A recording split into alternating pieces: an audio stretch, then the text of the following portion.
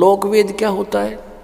जैसे हमने सुन रखा था, श्री ब्रह्मा जी, श्री विष्णु जी, श्री शिव जी अजरो अमर हैं, इनके कोई माता पिता नहीं है, सर्वेश्वर महेश्वर मृत्युंजय कौलज्य पता नहीं क्या क्या कह रखा था।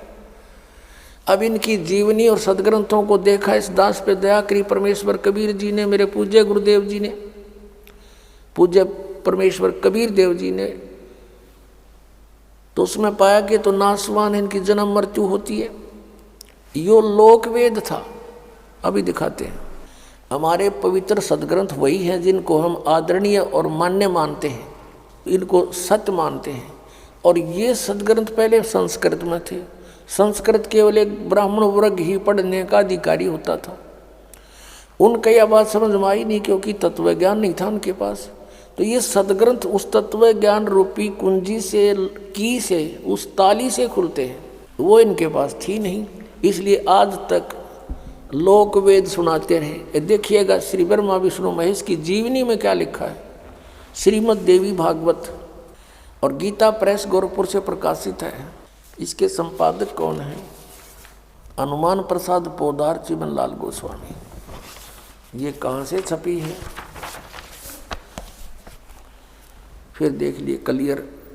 प्रकाशक एवं मुद्रक हैं गीता प्रेस गोरखपुर, गोविंद भवन कार्यालय कोलकाता का संस्थान। ये इनके फैक्स और फोन नंबर है। इसके 123 नंबर पर ही सब कंसेप्ट क्लियर हो जाता है।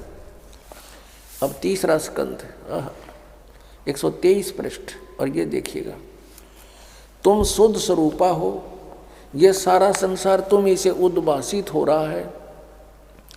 मैं ब्रह्मा और शंकर हम सभी तुम्हारी कृपा से विद्यमान हैं। श्री विष्णु जी कह रहे हैं अपनी माता दुर्गा के विषय में, और अपनी सतीथि बताते, हमारा आविर्भाव और तिरोभाव हुआ करता है।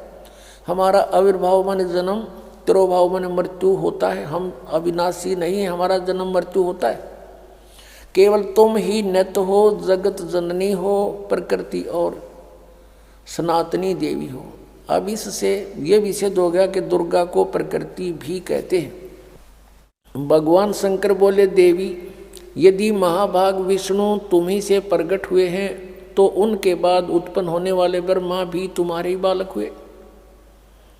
फिर मैं तमोगुणी लीला करने वाला शंकर क्या तुम्हारी संतान नहीं हुआ? अर्थात मुझे भी उत्पन्न करने वाली तुम ही हो शिवे।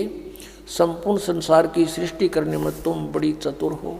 इस संसार की सृष्टि, सतीथि और संहार में तुम्हारे गुण सदा समर्थ हैं। उन्हीं तीनों गुणों से उत्पन्न हम रजगुण ब्रह्मा, सतगुण विष्णु, तम गुण शिव जी नियमानुसार कार्य में तत्पर रहते हैं। पुण्यात्माओं, इस पवित्र सदग्रंथ श्रीमद् देवी भागवत ने थोड़े से विवरण में सब कुछ कंसेप्ट क्लियर कर दिया। इसमें 5 कंसेप्ट क्लियर हो गए, 5 पॉइंट। नंबर 1, ब्रह्मा विष्णु महेश नासवान है, इनकी जन्म मृत्यु होती है। ये अजरो अमर मृत्युंजय कालज्य नहीं है। और दूसरा ये हो गया कि दुर्गा इनकी जननी है, इनको जन्म देने वाली माता है। तीसरा ये हो गया कि रजगुण ब्रह्मा, सतगुण विष्णु, तमगुण शिव जी है।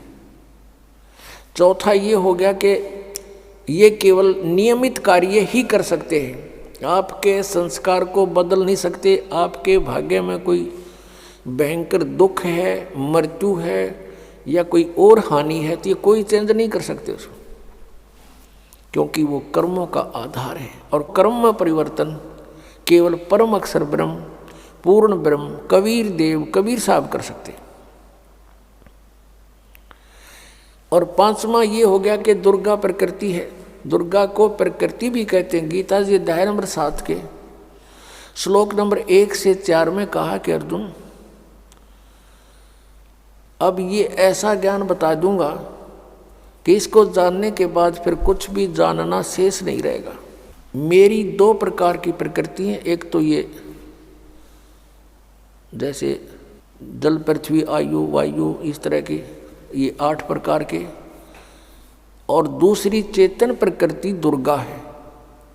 तो यहाँ श्रीमद् देवी भागवत में भी इसको स्पष्ट कर दिया है कि दुर्गा को प्रकृति कहते हैं।